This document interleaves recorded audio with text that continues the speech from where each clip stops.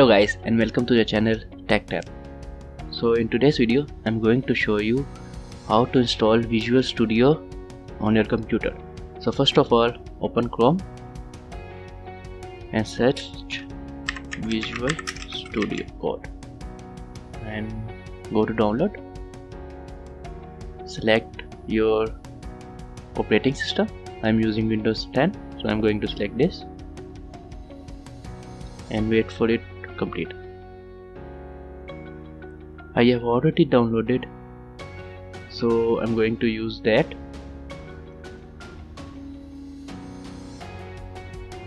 Open it up.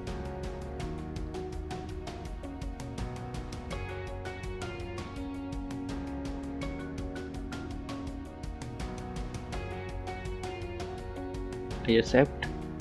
Next, you have to select your location where you want to download. I'm going to download it in default location, so I'm going to select next.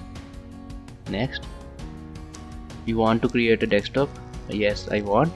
And you can select other options as per your need.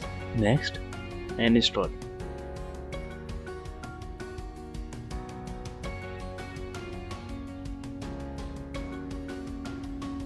Wait for it